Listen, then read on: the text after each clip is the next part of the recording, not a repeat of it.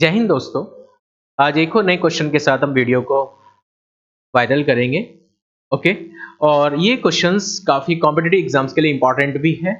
ये question GIC LT grade जैसे competitive exams में जो टीचिंग एकेडमी के क्वेश्चंस कॉम्पिटिटिव एग्जाम्स होते हैं उनमें काफ़ी इंपॉर्टेंट होते हैं। और साथ में सीयूईटी जैसे एग्जाम्स अभी आ रहे हैं यूनिवर्सिटी के, उसमें भी काफ़ी इंपॉर्टेंट क्वेश्चंस का रोल प्ले करेगा। चलिए आइए समझते हैं। पहले आपको इस स्क्रीन पे क्वेश्चन दिख रहा होगा, तो आप मुझे इस क्वेश्चन का कमेंट में आंसर दे सकते हैं। ओके, आई होप आपने इसका कमेंट में जवाब दे दिया होगा। आइए समझते हैं इस क्वेश्चन को क्या है। देखिए, for the equation of x square plus mod of x square plus mod of x minus 6 equal to 0, तो बता रहा है कि ऑप्शन में आपके पास क्या क्या है। They are 4 distinct roots and they are only 3 distinct root, there is only 2 distinct root, there is only 1 root. तब आपको ये बताना है इसमें कि कौन सा ऑप्शन करेक्ट है। ऑप्शन ए करेक्ट है, ऑप्शन बी सेकंड, थर्ड या फोर्थ, कौन सा करेक्ट है। तो उम्मीद करता हूं कि आप इस क्वेश्चन को ध्यान से समझेंगे। आपने आंसर लिख भी दिया होगा और आई होप आप समझते हैं इस क्वेश्चन को कैसे सॉल्व करते हैं। देखिए आपको क्या लिखा हुआ है, mod of x square plus mod of x minus 6 equal to 0। तो अब देखिए, मॉड एक्सेस करो एज ई क्वाड्रेटिक इक्वेशंस है, मॉड के केसेस में है। ठीक है, तो इसको आप सॉल्व कीजिए by factorization method, split the middle term की हेल्प से। तो आप इसे क्या कर सकते हैं, mod of x square plus 6 को ऐसे फैक्टराइज मॉड ऑफ एक्स हो जाए plus 3 mod of x minus 2 mod of x minus का 6 इज इक्वल टू 0। आपने ऐसे मॉड ऑफ एक्स कॉमन लिया है, आपके पास फाइनल वैल्यू हुई मॉड ऑफ एक्स प्लस 3। आपने माइनस 2 कॉमन लिया है, mod of x plus 3 equal to 0।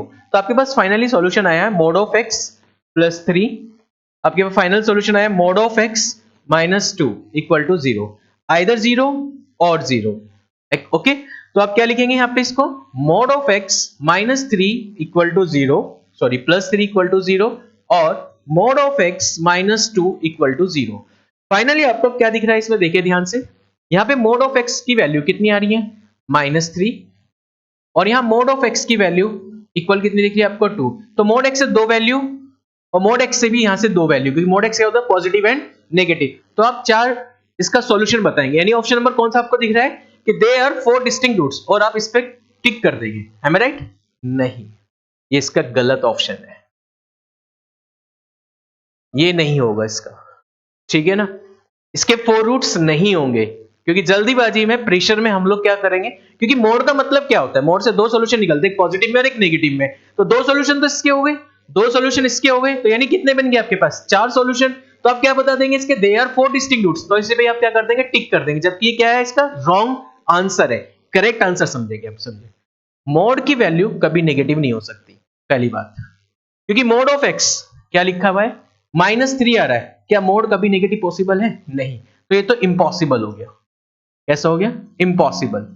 अब आपके पास फाइनली क्या बचा है, पॉसिबल सॉल्यूशन ये रहा जो पॉसिबल है आपके पास। तो मोड ऑफ एक्स की वैल्यू उसने कहा 2 है, तो इसका 2 सॉल्यूशन हो गए प्लस माइनस 2, यानी क्या क्या वैल्यू है, प्लस के 2 और माइनस के 2। टोटल कितने रूट्स आ गए आपके पास, 2 डिस्टिंक्ट रूट्स आ गए। कितने रूट्स आ गए, 2 डिस्टिंक्ट रूट्स। तो आई होप आप देख सकते हैं कहां पे लिखा हुआ है इसका ऑप्शन, तो there is only 2 distinct roots is the correct answer. कौन सा है इसका correct answer, question third option is the correct. I hope ये क्वेश्चन आपको अच्छे से समझ में आया होगा। इसी से रिलेटेड एक नया क्वेश्चन और देखते हैं, आइए समझते हैं।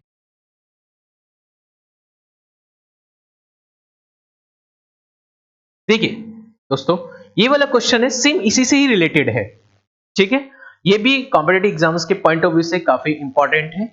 जो एकेडमिक के कॉम्पिटिटिव एग्जाम्स होते हैं उसमें इंपॉर्टेंट है, और जो अभी एकेडमिक में एडमिशन के लिए एंट्रेंस एग्जाम होते हैं उनके लिए भी काफी इंपॉर्टेंट क्वेश्चन है ये। आईआईटी लेवल में भी क्वेश्चन काफी अच्छे से पूछा भी जाता है। ठीक है, तो ये भी क्वेश्चन है रिलेटेड टू दिस क्वेश्चंस जो अभी आपको मैंने बताया। आइए अब बात को समझते हैं, क्वेश्चन क्या कह रहा है। देखिए, roots of the equation 9x square minus 18 mod of x plus 5 equal to 0 belonging to the domain of the function fx is equal to log x square minus x minus 2 is r।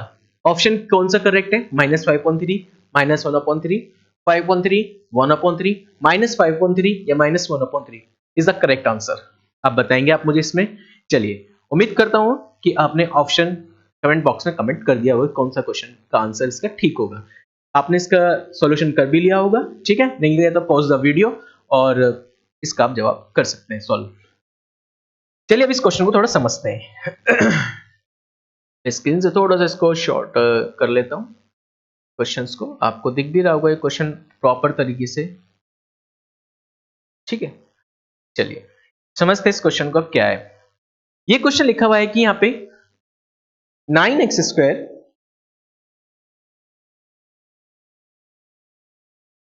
9x square minus का 18 mod of x plus 5 is equal to 0। पहले कहा कि roots of the equation, इस equation के जो roots हैं, तो पहले इस इक्वेशन के रूट्स निकालो। रूट्स का मीनिंग क्या होता है, जो गिवन इक्वेशन को क्या कर जाए, सेटिस्फाई कर दे, जो गिवन इक्वेशन क्या कर जाए, सेटिस्फाई कर दे, ठीक है। 9x स्क्वायर, तो x स्क्वायर को आप ये लिख सकते हैं 9 mod of x square minus 18 mod of x plus 5 equal to 0। I hope आप इसको फैक्टराइज करेंगे, वही स्प्लिट द मिडिल टर्म से, ये फैक्टराइजेशन मेथड है क्वाड्रेटिक कंडीशंस का। तो 9 4 जा 45, 45 को ऐसे फैक्टराइज कीजिए जो 18 हो जाए, माइनस के 15 मॉड ऑफ x माइनस का 3 mod of x plus 5 equal to 0। यहां से आपके पास 3 मॉड ऑफ x कॉमन, आपके पास फाइनल इसमें वैल्यू बनती है 3 mod of x minus 5 minus का 1 common 3 mod of x minus का 5 इक्वल टू 0। तो आपके पास आ गया 3 mod of x minus 5 equal to 0 या 3 mod of x minus 1 equal to 0। तो यहां से मॉड ऑफ x की वैल्यू एक तो आपको गेट हुई फाइनली 5/3 और एक मॉड ऑफ x की वैल्यू आपको फाइनली गेट हो रही है यहां से 1/3। उम्मीद करूंगा कि आपको ये पॉइंट अच्छे से समझ में आ गया होगा। तो मोड की दो वैल्यू गेट हुई है, एक आपको, एक तो mod of x equal to 5/3 और एक वैल्यू गेट हो रही है मोड की आपको, mod of x is equal to 1/3। आप इसको फैक्टराइज कर रहे हैं, तो फैक्टराइज करके फाइनली आपको ये मिलती है वैल्यूज, ठीक है। अब आगे बढ़ते हैं इस कंसेप्ट को लेकर, ठीक है भाई, यहां तक उम्मीद करता हूं कि आपको समझ में आ गया होगा। ओके, अब आगे बढ़ते हैं इस क्वेश्चन को लेकर, देखते हैं क्वेश्चंस क्या है क्या नहीं है यहाँ पे, ठीक है। देखते हैं क्या लिखा हुआ है इस क्वेश्चंस में।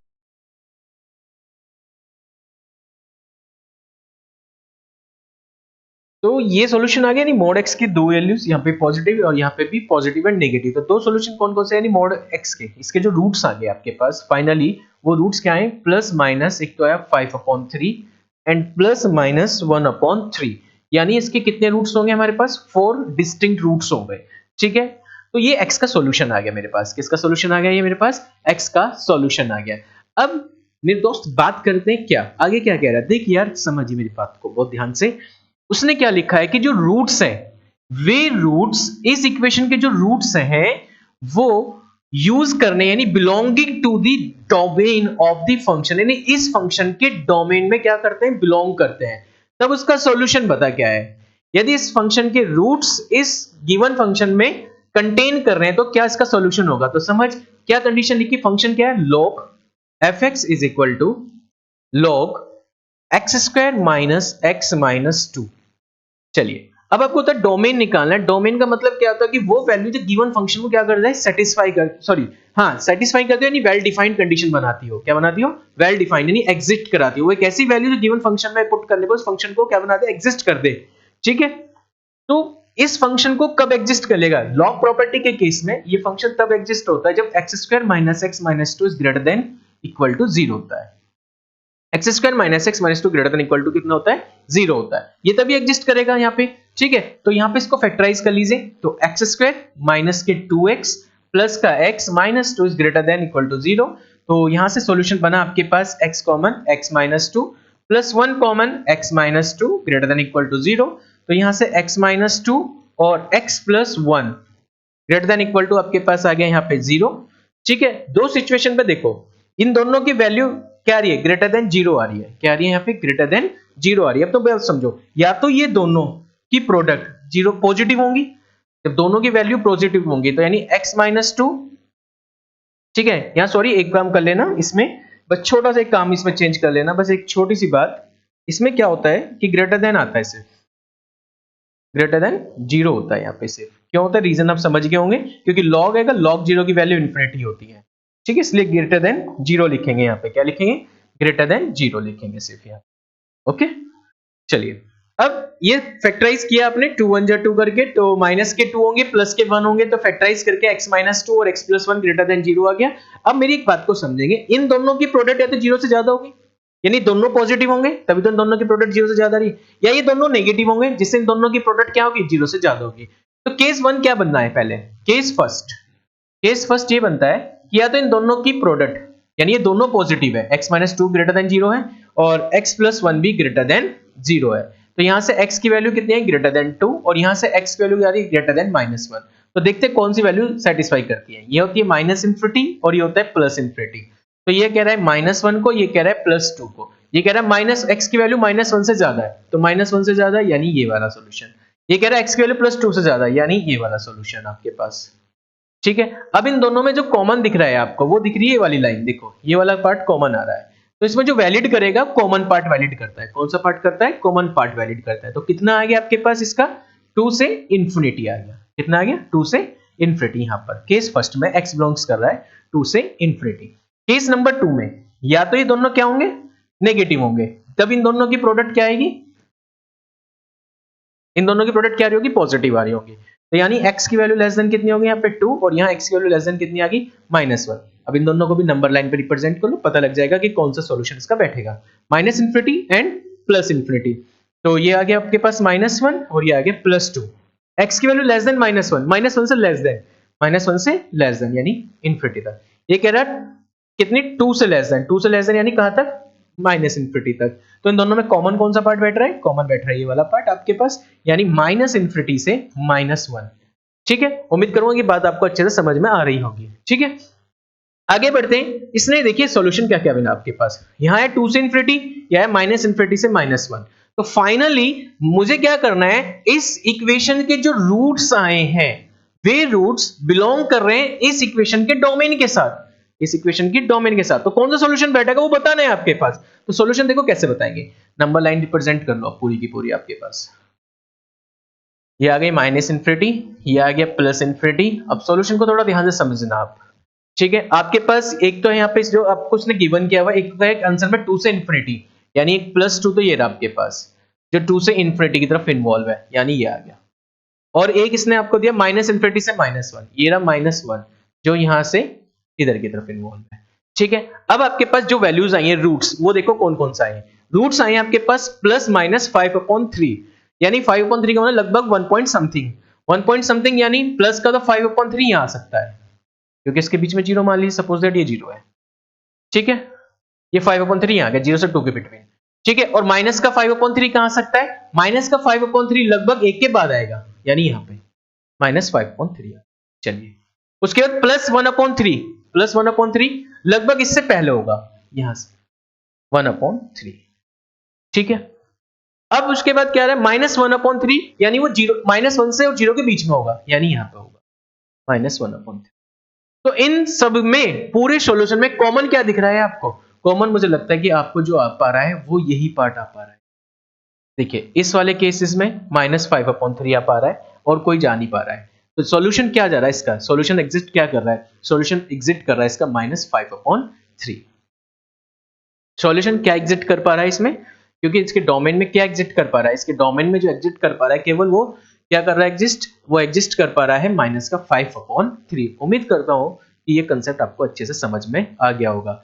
आई होप कुछ केसेस में बुक्स में इसका जो आंसर दे रखा है वो आंसर ये दे रखा है, तो आप मुझे बता सकते हैं आंसर कैसे दे रखा है, लेकिन ये नहीं है करेक्ट आंसर, इसका -5/3 है जो इसके डोमेन में कंटेन करेगा। आई होप आपको ये कंसेप्ट अच्छे से समझ में आ गया होगा। तो थैंक यू सो मच, जय हिंद जय भारत। और वीडियो यदि पसंद आई हो तो वीडियो को शेयर, लाइक और सब्सक्राइब भी जरूर करना ना भूलें। धन्यवाद, थैंक यू सो मच।